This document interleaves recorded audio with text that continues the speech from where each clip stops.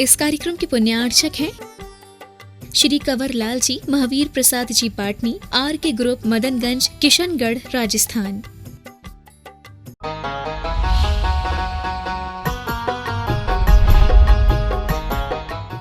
समझ आ रहा है? और दिए उसने अपने धन को इतना धर्म कार्य में लगाया कि उसने उस समय पर ऐसे विद्वान तैयार किए जो बड़े बड़े कवि के रूप में, से पौम कवि वगैरह जो दक्षिण भारत में प्रसिद्ध हुए हैं, ये उसने आश्रय दिए। खुद उसने उन कवियों को निर्मित किया, माने बाल्यावस्था से बच्चे को पढ़ाया, पूरा का पूरा विद्वान बनाया, और विद्वान बना करके ग्रंथ लिखवाए, ग्रंथ लिखवा करके उन ग्रंथों की प्रतियां बनवा करके पूरे देश में उसने रखवाई, ताकि धर्म का प्रचार हो, शास्त्रों की वृद्धि हो। इस तरीके की भावनाएं जो महिला में रहती हैं, ये तप और त्याग की भावनाएं क्या देंगी उनको? आज के निश्चयाभासी लोग क्या पढ़ेंगे, क्या बोलेंगे?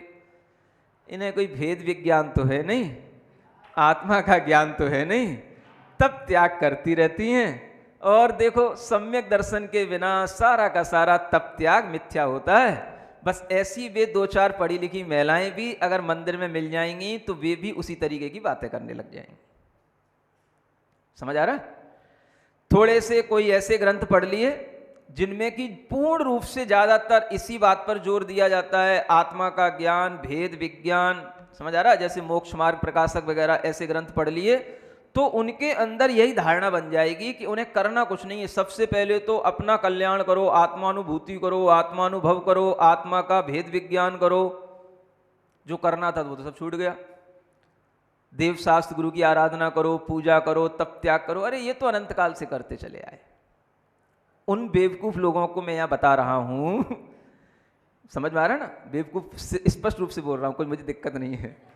इसलिए बोल रहा हूं कि उनको ये कब समझ में आएगा कि ये तप त्याग भी जो धर्म के आश्रय से किया जा रहा है, देवशास्त्र गुरु के निमित्त से किया जा रहा है, ये मिथ्या नहीं जाता। समझ आ रहा है? क्यों नहीं मिथ्या जाता? उसने अपने लिए ये कभी भावना की ही नहीं कि मुझे इससे कोई ख्याति मिले, पूजा मिले। क्या मिले? धर्म की प्रभावना हो। भावना क्या है? जिन शासन की प्रभावना हो। समझ आ रहा है? इसलिए उसने शास्त्रों का दान किया, पंडित बनाए, मूर्तियां बनवाई, हजारों मूर्तियों की प्रतिष्ठा करवाई, मुनियों को दान दिए। किस लिए? ये धर्म आगे बढ़े। समझ आ रहा है? पहले से ही भेद विज्ञान करने नहीं बैठ गई, है ना? जैसे आजकल की महिलाएं बैठ जाती हैं पगली बन करके, है ना? ऐसे भेद विज्ञान करके नहीं बैठ गई। करने योग्य कार्य पहले करो। सुनो सुनो सुनो सुनो सुनो, पगली में प्रेम में बोलता हूं। समझ आ रहा है ना?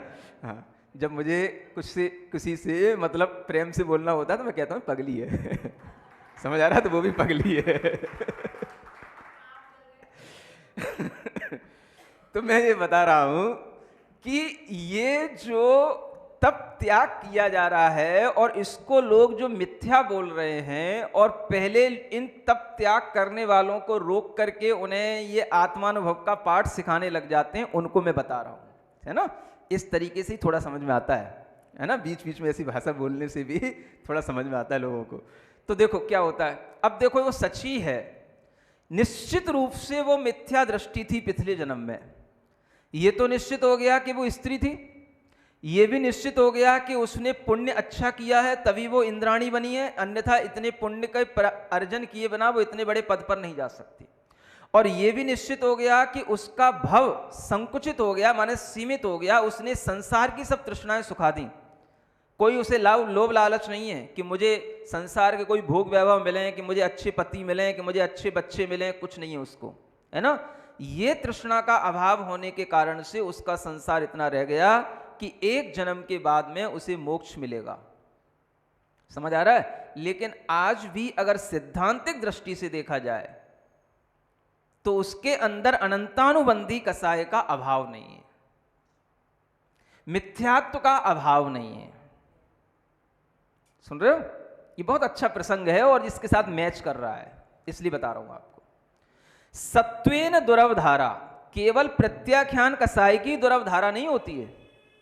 अप्रत्याख्यान की कसाय की भी दुर्लभ धारा होती है, वो आपको तीर्थंकरों में बता दी, जो देशव्रती तीर्थंकर हैं। अब देखो अनंतानुबंधी कसाई की दुर्लभ धारा कैसी होगी, वो आपको सची में बताई जा रही है। ये 3 उदाहरण आप ध्यान रखना हमेशा, समझ आ रहा है ना। उसके अंदर मिथ्यात्व का उदय चल रहा है, सिद्धांतिक रूप से चलने दो, बहुत मंद उदय है, उसे पता ही नहीं है। अनंतानुबंधी कसाय का उदय चल रहा है, बहुत मंद उदय है, चलने दो, उसे पता ही नहीं है। उसका तो परिणाम क्या है, मुझे सम्यक्त्व की प्राप्ति हो जाए, मेरा संसार विच्छेद हो जाए, मेरी ये स्त्री पर्याय विच्छेद को प्राप्त हो जाए, मुझे इस संसार से मुक्ति हो जाए। लेकिन अभी फिर भी उसके अंदर यह सम्यक्त्व का परिणाम भीतर से जो करणान योग की अपेक्षा से आना चाहिए वो नहीं आ रहा है, लेकिन उसका वह परिणाम उसी सम्यक्त्व के बहुत निकट है। क्यों निकट है? क्योंकि अनंतानुबंधी कसाय का उदय उसके अंदर बहुत ही मंद है, मिथ्यात्व का उदय अत्यंत मंद है। अब इसी उदय के कारण से सैद्धांतिक दृष्टि से तो जब उसके लिए आयु बंद होने के बाद में आगे पर्याय मिलेगी, तो मिथ्यात्व के कारण से उसके लिए वह स्त्री थी तो स्त्री ही बनी। समझ आ रहा है? ऐसा भी नहीं है कि सभी मिथ्या दृष्टि जीव स्त्री वाले स्त्री बनते हैं, लेकिन कोई परिणाम ऐसा रहा कि वो स्त्री थी तो स्त्री बनी। और इसी स्त्री पने की सिद्धि इससे होती है कि अगर उसके अंदर सम्यक दर्शन हो जाता तो वो नियम से पुरुष पर्याय को प्राप्त होती, देव बनती वहां पर, लेकिन स्त्री बनी। सुन रहे हो क्या क्या सिद्ध हो गया इस घटना से? उसने खूब त्याग किया, तप किया, तुम्हारी दृष्टि में वो सब मिथ्या है, बना रहे। समझ आ रहा है? क्योंकि सम्यक दर्शन नहीं है, लेकिन उसका परिणाम सम्यक दर्शन के निकट है। सिद्धांत की दृष्टि से तो सम्यक दर्शन कैसे देखने में आएगा कि सम्यक दर्शन है कि नहीं है? नहीं है तो नहीं है तो है, परिणाम तो अच्छे करने पड़ेंगे, भाव तो अच्छे करने पड़ेंगे, काम तो वही करने पड़ेंगे जो भगवान ने बताए हैं, ऋषियों मुनियों ने हमें समझाया। तब त्याग जैसा करने को कहा गया है वैसा ही करना है, और वो उसने सब किया। पुण्य अर्जित हुआ, स्त्री के पर्याय को प्राप्त हुई, मिथ्यात्व के कारण से ही वो स्त्री बनी, ये स्पष्ट हुआ। लेकिन वहां जाने के बाद में पुण्य के फल से तो वो इंद्राणी बनी, सची बनी, और वहां पहुंचने के बाद में अब जब इंद्र की सौगत में आई, फिर जब वह पंच कल्याणकों में उसे जब जाने को करने को मिला, तब उसके परिणाम इतने निर्मल हो गए कि फिर उसको देव पर्याय में ही जो बहुत मंद धारा थी वो टूट गई, और उसे सम्यक दर्शन की प्राप्ति देव पर्याय में ही हो गई। समझ आ रहा है? तभी वह जन्म कल्याणक के समय पर बच्चे को लेकर के अनुराग को इतनी प्राप्त हो जाती है कि हाथ में इंद्र को नहीं देने देती है, इंद्र को हाथ नहीं लगाने देती है। सबसे पहले वही जाने के लिए लालायित हो जाती है उस प्रसूति गृह में, और वो खुद लेकर के आती है और उस बच्चे के साथ खेलती है। किस लिए? मोह नहीं है, बच्चा है इसलिए नहीं। अब उसके भीतर का भाग तुम क्या जानो? तुम तो बस नाच गा लेते हो, गोद भरा लेते हो, पंच कल्याणक में जन्म कल्याणक बना लेते हो। उसका भीतर का भाव तुम क्या जानो? क्या सोच रही वो? ये वो बालक जो इसी भाव से मोक्ष जाएगा, इसको मैं आज गोदी में ली हूं, मैं आज धन्य हो गई। समझ आ रहा है? इससे बड़ा सौभाग्य क्या होगा?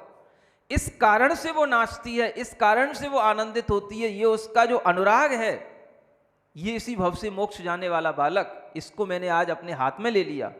ये अनुराग ही उसके लिए सम्यक दर्शन प्राप्त कराता है, और इसी सम्यक दर्शन के प्रभाव से फिर वह संसार तो उसने पहले ही सुखा रखा था, पुण्य तो उसका इतना था ही कि वह सची बन गई। अब जो है उसके लिए अगला ये निश्चित इसी कारण से हो जाता है कि अब उसके अंदर कोई भी संसार की विषय वासना बची नहीं, इसलिए वह अगले भव में मोक्ष को प्राप्त हो जाती है। समझ में आ रहा है? क्या बोलूं? सची बोलूं कि पगली बोलूं? है? थोड़ा पगली हो जाओ है ना? हाँ, पगली हुए बिना सची नहीं बन पाओगी, ये भी बता रहा हूं मैं, है ना? क्योंकि जब तक तुम दूसरों की दृष्टि में पगली नहीं बनोगी तब तक इस तरह के पुण्य अर्जित नहीं कर पाओगे, है ना।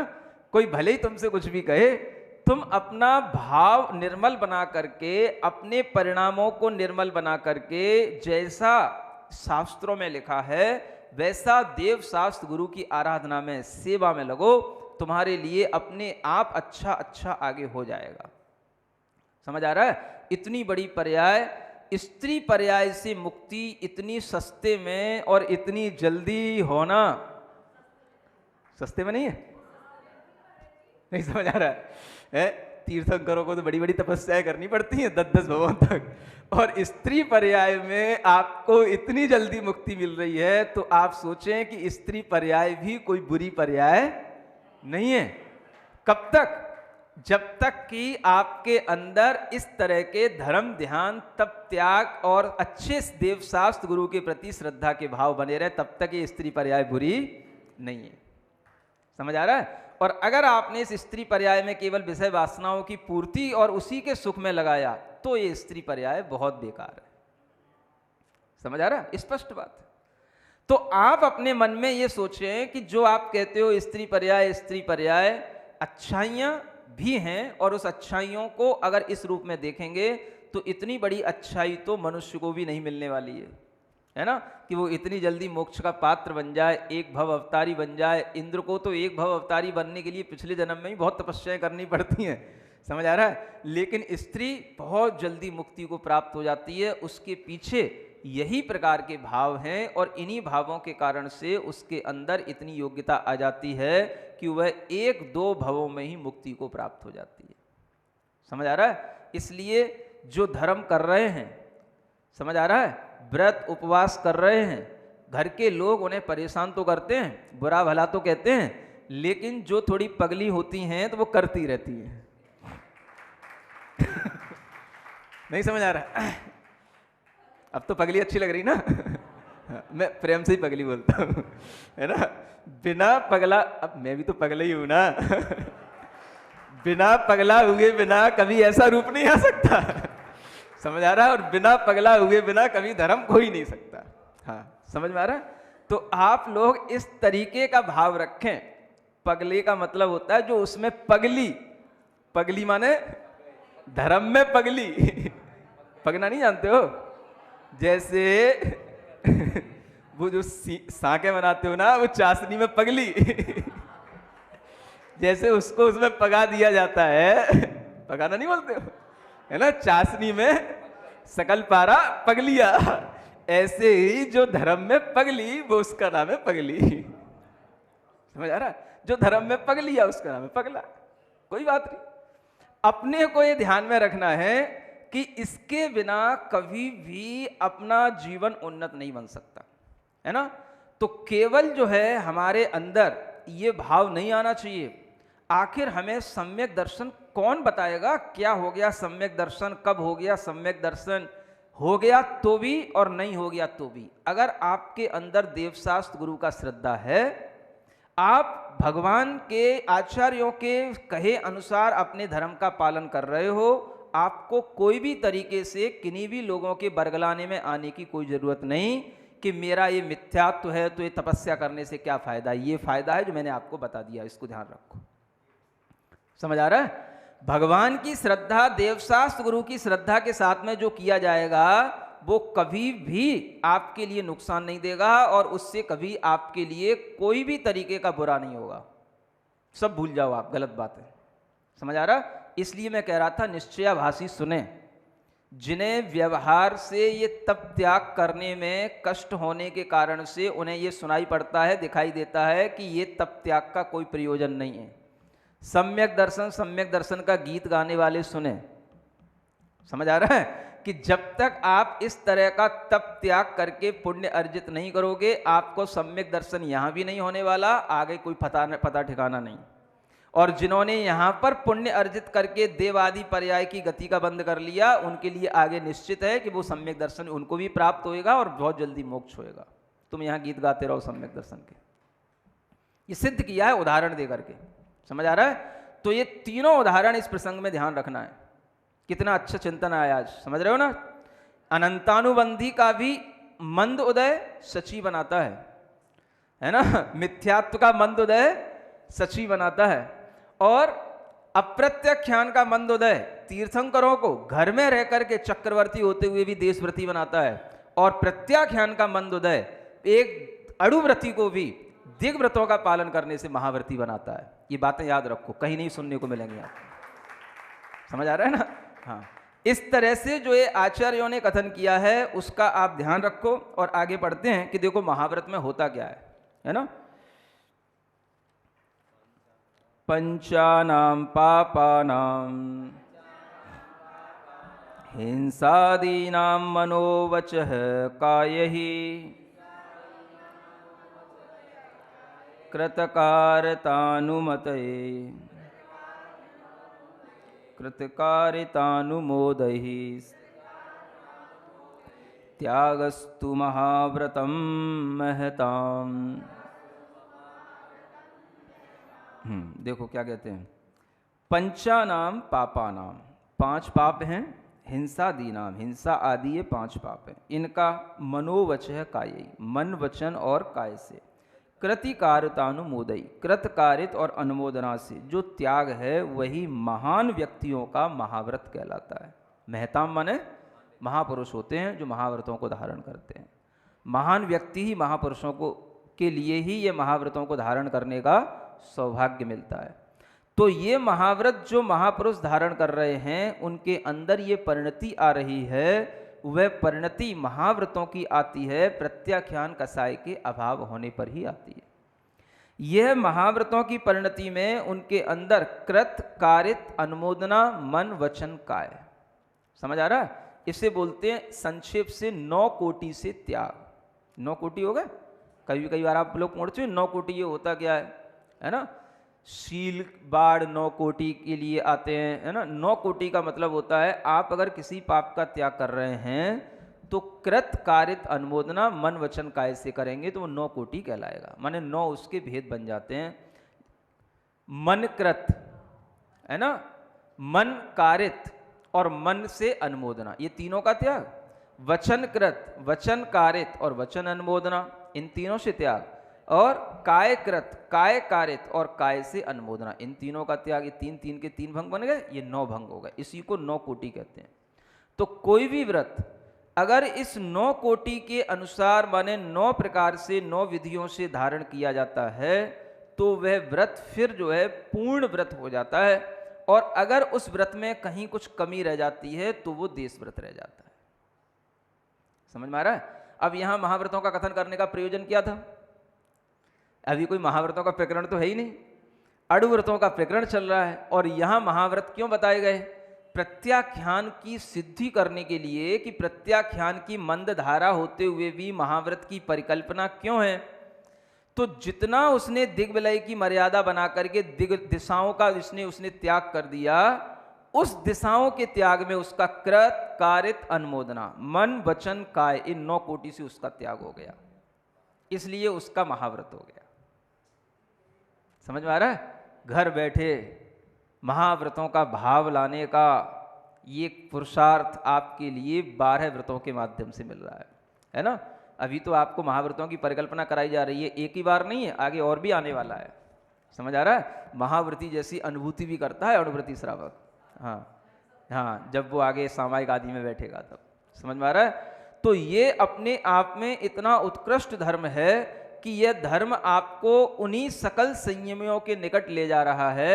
अब देखो यहां पर जिस अपेक्षा से आपने उसमें कृतकारित अनुमोदना से त्याग कर दिया, उतनी अपेक्षा के कारण से आपके लिए वह महाव्रत की परिकल्पना हो गई, है ना।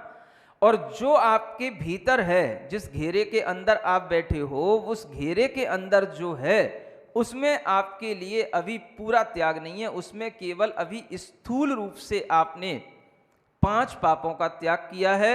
इसलिए उस कारण से आपके अंदर अभी असंयम भी चल रहा है।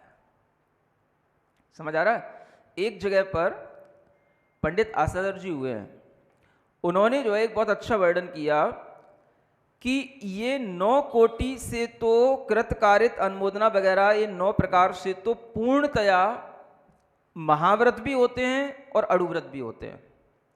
लेकिन अड़ुव्रत लेने वाला श्रावक अगर गृहस्थ है तो उसके लिए ये 9 कोटि से अड़ुव्रतों का लेना भी कठिन हो जाता है या असंभव हो जाता है, क्योंकि उसे अनुमोदना करनी पड़ती है। देखो एक प्रैक्टिकली बात है, क्यों करनी पड़ती है? क्योंकि उसके घर में बच्चे हैं, परिवार है और उसने व्रत लिए हैं। समझ आ रहा है? तो वह अड़ुव्रत लिए उसने। अब अड़ुव्रत लेने के बाद में वह जैसे हिंसा है या झूठ है या कुशील है या परिग्रह है, हर चीज में उसे करेगा तो नहीं, करा भी नहीं रहा है, तो कृत से भी त्याग हो गया, कारित से भी त्याग हो गया। लेकिन अनुमोदना से त्याग कहीं कहीं गृहस्थों में नहीं हो पाता। ये लिखा उन्होंने स्पष्ट रूप से। क्यों नहीं हो पाता? क्योंकि बेटा आया, उसने पूछा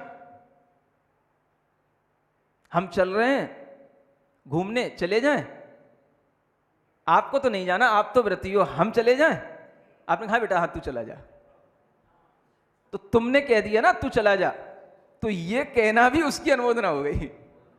तो उस मर्यादा के बाहर आप तो नहीं जा रहे हो, लेकिन आपने अपने बेटे के मोह के कारण से, हम नहीं कहूंगी तो बेटा क्या, देखो मेरे माँ कितनी जो है रूठ गई है या कितनी व्रतों के कारण से रूखी हो गई है कि अब ये मेरी बात को भी ध्यान नहीं दे रही है। तो आपने क्या बोल दिया है? हाँ, कि तो उसने क्या बोल दिया? हाँ बेटा ठीक है तू जा, मैं नहीं जा सकती, तू जा, मेरा व्रत है। तो जो हमने उसकी अनुमोदना कर दी तू जा, ये अनुमोदना के कारण से वो अब 9 कोटि का त्याग ना रह करके 6 कोटि का त्याग रह गया। वो नहीं समझ आया? अनुमोद कृत कारित अनुमोदना, मन वचन काय, तो अनुमोदना के साथ में जो मन वचन काय थे वो तीनों जुड़ गए, तो 9 कोटि नहीं रहा, 3 कम हो गए, 6 कोटि का त्याग रह गया। तो उन्होंने लिखा है कि गृहस्थों में अड़ुव्रत 6 कोटि से भी होते हैं। ऐसा नहीं कहा कि उन्होंने अड़ुव्रत नहीं होते हैं, अड़ुव्रत फिर भी हैं। 6 कोटि से भी वो अड़ुव्रत का पालन करता है।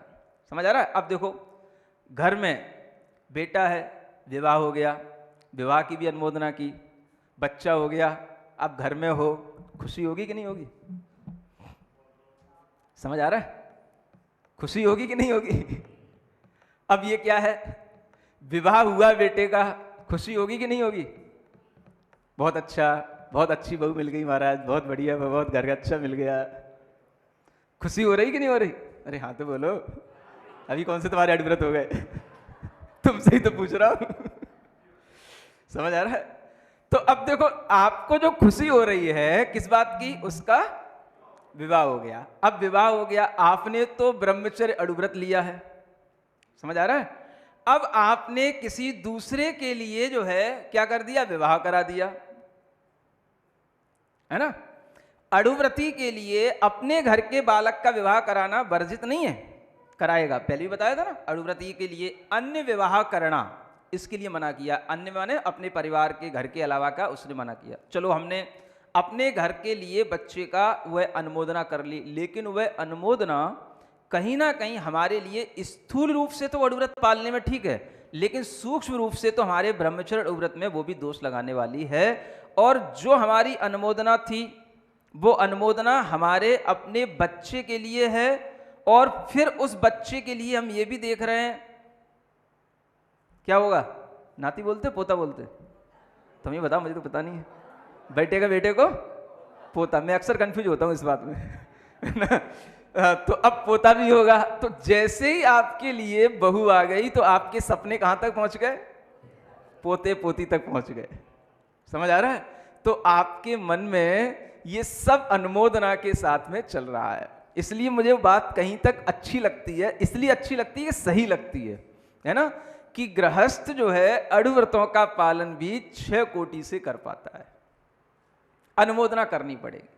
आप नहीं कर रहे हो, करवा नहीं रहे हो, ये ठीक है, लेकिन फिर भी अगर आप अनुमोदना से बचोगे तो 9 कोटि से त्याग होगा। तो आप ये ध्यान रखो कि हम अनुमोदना किन किन जगहों पर, कितनी बार, किन किन पापों की हमें करनी पड़ती है या करनी होती है।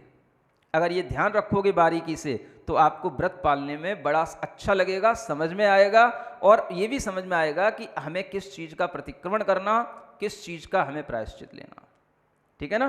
तो इस तरह से ये महाव्रतों का वर्णन इसलिए कराया गया है कि आप ये समझ लें कि महाव्रतों में कृत कारित अनुमोदना मन वचन काय से इन पांचों पापों का त्याग होता है। इसलिए मुनि महाराज कभी किसी की कुंडली नहीं मिलाते हैं, कभी किसी के संबंध नहीं बनवाते हैं और कभी भी ये नहीं बताते हैं कि हाँ भैया वो घर बहुत अच्छा है, भले ही आप मुनि महाराज के कितने ही निकट हो, लेकिन वह इसलिए नहीं बताते क्योंकि उनके लिए तो ये महादोष का कारण हो जाएगा। क्योंकि उनका किस तरीके से त्याग है, उनका तो महाव्रत है, कृत कारित अनुमोदना मन वचन काय से है। समझ आ रहा है? अब आप अगर आते हो बड़ा खुश होकर के आते हो, है ना, कल मेरठ के बच्चे आए, एक की शादी पक्की हो गई, बड़ा खुश होकर के आया, महाराज मेरा जो है ना, हाँ विवाह हो गया, मतलब पक्का हो गया। समझ आ रहा है? अब तो खुश तो हो रहा है, क्या चाह रहा है, आशीर्वाद दे दो। अब मैंने उससे कहा काय का आशीर्वाद दे दो। मैं तो ब्रह्मचारी हूं, तो ब्रह्मचारी बनने का आशीर्वाद दूंगा, अब तू गृहस्थ बनने जा रहा है? तो बस इतना ही कह सकता हूं, धर्म वृद्धि हो सुख वृद्धि हो, ठीक है ना, सुखी रहे धर्म के साथ रहे, इतना ही कह सकता हूं। इससे ज्यादा तो मुझे तेरे से कोई खुशी है नहीं, है ना। अब तेरी खुशी तो फूले नहीं समा रही, तो मैं तो तेरे साथ इतना खुश नहीं हो सकता। तो कोई अपनी भी मर्यादा है कि नहीं, अब तुझे तो कुछ पता है ही नहीं। तो ऐसा जब प्रसंग आता है तब अपने को समझ में आता है कि ये अपनी जगह ठीक है, लेकिन अपने को क्या करना इसलिए मना किया गया है कि किसी भी चीज की अनुमोदना करने से भी अपने को पाप का बंध होएगा। समझ आ रहा है? अब अपने साथ तो दुनिया की समाज के लोग सब लोग हैं?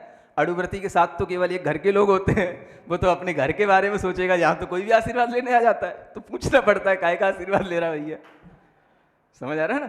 तो भावना ये भी है, चलो कोई बात नहीं, आदमी का जीवन सुखी हो, ये तो सुख की भावना करते हैं, धर्म वृद्धि हो और सुखी हो, इस तरीके के आशीर्वाद के साथ तो हमेशा चलता है। लेकिन कभी भी इस तरीके के संबंध बनाना, व्यापार आदि करवाना, किसी भी तरीके की हिंसा आदि की अनुमति देना, ये मुनि महाराजों के लिए किसी भी प्रकार से योग्य नहीं होता है। ये इसी से आपको जान लेना है। इसलिए अड़ुव्रत अपने सामने और महाव्रत अपने सामने जब दोनों होते हैं तब हमें अंतर समझ में आता है कि अड़ुव्रती कितना कर सकता है और महाव्रती क्या कर सकता है।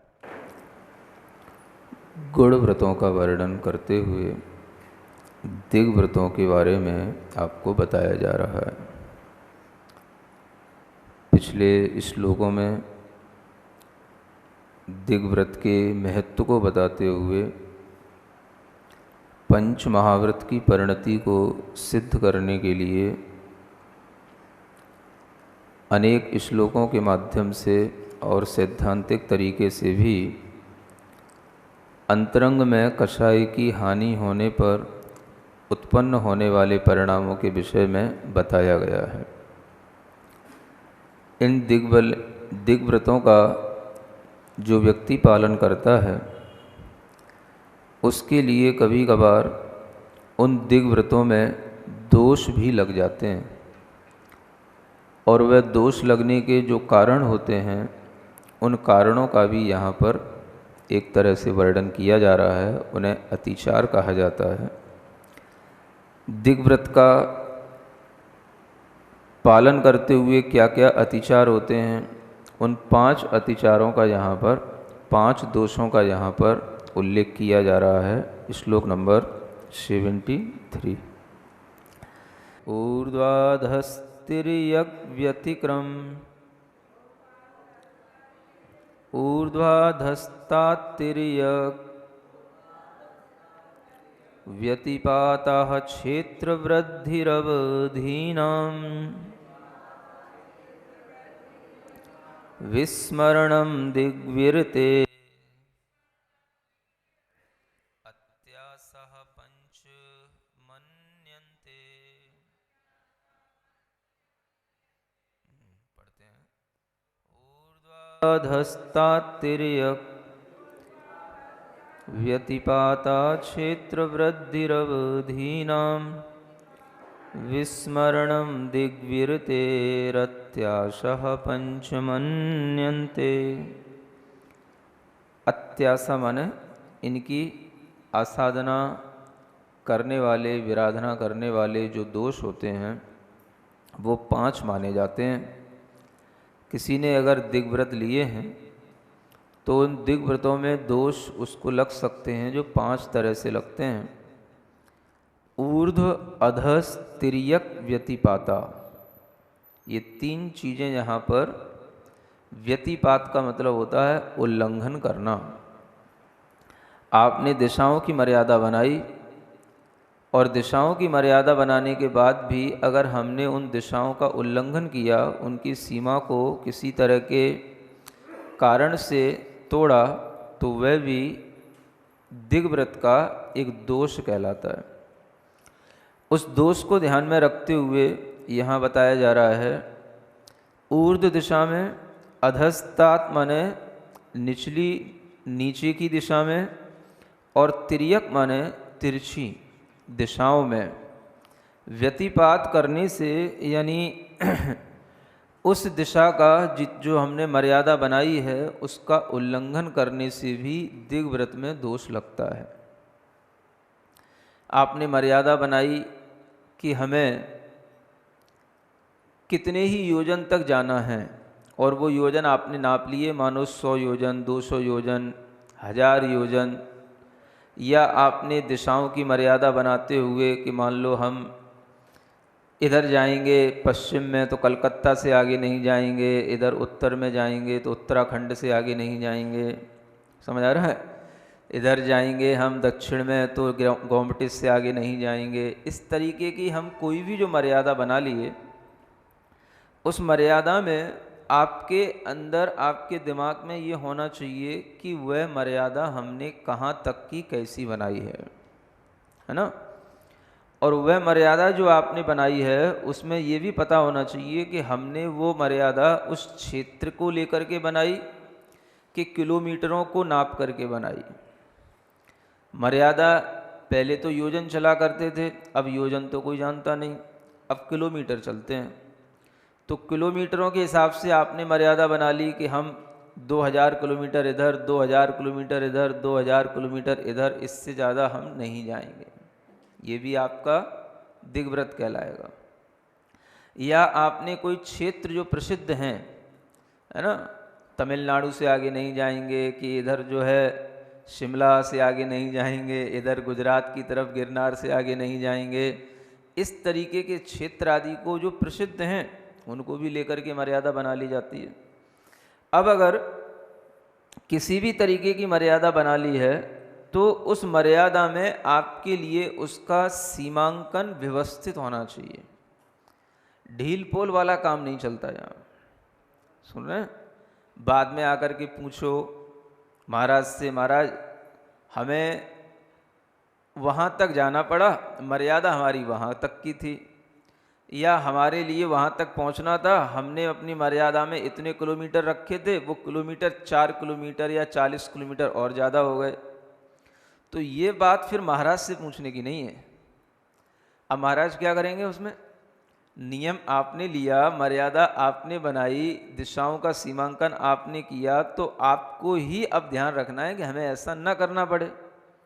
और अगर आप ये ध्यान रखो कि हम कुछ भी कर लें और महाराज को जाके बता दें, तो ये भी जो है कोई रास्ता नहीं है।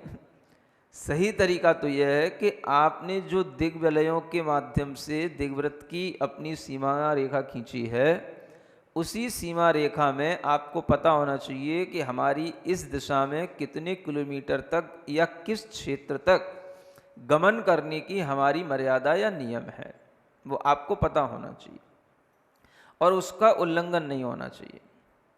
चाहे ऊर्ध्व दिशा की बात हो, चाहे अधो दिशा की बात हो, चाहे तिर्यक दिशा की बात हो, तीनों दिशाओं में यह मर्यादा का उल्लंघन संभव है।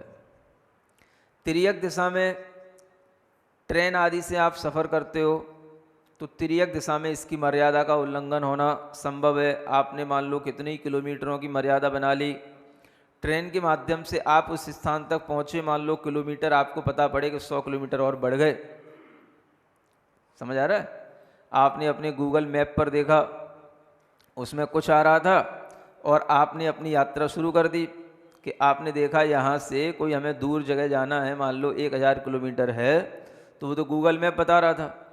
जब आप ट्रेन से चले तो वो निकला 1200 किलोमीटर, क्योंकि ट्रेन थोड़ी ना बिल्कुल एक गूगल मैप के हिसाब से जाएगी, वो अपने हिसाब से घूम के जा रही। समझ आ रहा है? तो ये इस दोष में आएगा कि आप 200 किलोमीटर ज्यादा चल गए। समझ में आ रहा है? इनको कोई चीज, इन बातों को कोई महत्व नहीं देता, लेकिन जो दिग्व्रत लेगा उसको इन बातों का महत्व आना चाहिए। इसी तरीके से आप ऊंचाई पर आपने मर्यादा बना ली कि हमें प्लेन से जाना है कि नहीं जाना, तो प्लेन भी अलग अलग ऊंचाइयों पर चला करते हैं, उसकी भी आपको मर्यादा पता होनी चाहिए कि ये कितने किलोमीटर ऊंचाई पर चलने वाले कौन से प्लेन होते हैं और वो हमें कितना और ऊंचा ले जा सकते हैं। समझ आ रहा है? अथवा आपकी वह मर्यादा इस तरीके की होनी चाहिए कि हमें प्लेन में जाना या नहीं जाना, इस तरीके का आपके अंदर वो दिशाओं की सीमा होनी चाहिए। और अगर है तो फिर उसको लांघने की किसी तरीके से कोशिश न की जाए। अधो दिशा में भी कई बार अंडरग्राउंड ट्रेनें चलती हैं, कई बार जो है सुरंगों में भी पहुंचने का अवसर मिलता है। समझ आ रहा है? तो उसमें भी आपके पास ये मर्यादा होनी चाहिए कि आपको कितने किलोमीटर तक नीचे जाने का आपने प्रावधान बना रखा है। ये सब क्लियर होना चाहिए। ऐसा नहीं कि हाँ देख लेंगे, वो तो हमारे लिए सबका त्याग है, और फिर पता पड़ा जब जैसा मौका लग गया वैसा चौका लगा दिया। है ना? तो ऐसा नहीं होता है। हर चीज का सीमांकन करो। नीचे हमें जाना पड़े, कोई गड्ढा हो रहा है, कहीं पर कोई खुदाई हो रही है, कोई माइंस हैं, हम कहीं देखने गए, आपसे कहा गया आप भी आ जाओ इसके अंदर, चलो आपको दिखाई देते हैं। आपको पता होना चाहिए कि अगर हमने दिग्व्रत लिए तो हम कितना अंदर जा सकते हैं, ये कितने किलोमीटर हमें नीचे ले जा रहा है। समझ में आ रहा है ना? हाँ, जब आप इस तरह से एक एक चीज को परफेक्ट लेकर के चलेंगे तभी आपके लिए दिग्व्रतों का महत्व समझ में आएगा। मैं आपको बता रहा हूं कि अक्सर लोग इस दिग्व्रत का महत्व कोई भी मापते नहीं है, और या तो जानते नहीं है या जानबूझ करके उसका पालन करते नहीं। समझ आ रहा है? बस ऐसा ही सोच लेते हैं ज़्यादा से ज़्यादा कि हमें भारत के बाहर नहीं जाना, और भारत के अंदर भी कितनी ऊंचाइयों पर, कितनी नीचाइयों पर, हमें कहाँ कहाँ पर, है ना? आप कहीं घूमने जाते हो, बड़े बड़े पहाड़ होते हैं, वो पहाड़ भी आपकी मर्यादा में हैं कि नहीं। समझ आ रहा है? आप इधर शिमला चले गए, इधर की तरफ बद्रीनाथ की तरफ चले गए, बड़े बड़े पहाड़ों पर आप चढ़ गए, वो आपकी मर्यादा में हैं कि नहीं। आप उधर कैलकाटा की साइड चले गए, उधर अंडरग्राउंड ट्रेनें चलती हैं, उधर वो आपकी मर्यादा में हैं कि नहीं। ये सब चीज़ें आपको बना करके रखना है कि हमें इतनी ही नीचाई तक, इतनी ही ऊंचाई तक, और तिरछे में भी इतने किलोमीटर तक ही हमको गमन करना है। ये हमारी मर्यादा है, और इस मर्यादा के अनुसार ही गमनागमन करने की आपकी प्रवृत्ति होगी तो दिग्व्रत लेने का कुछ आनंद आएगा। समझ आ रहा है ना? तब दिग्व्रत का कुछ समझ में आएगा कि हाँ, दिग्व्रत लेने से भी जो है, अगर हमें कहीं मौका मिल रहा है और फिर भी हम वैसा नहीं कर रहे हैं या नहीं जा रहे हैं, तो यही तो हमारा व्रत है।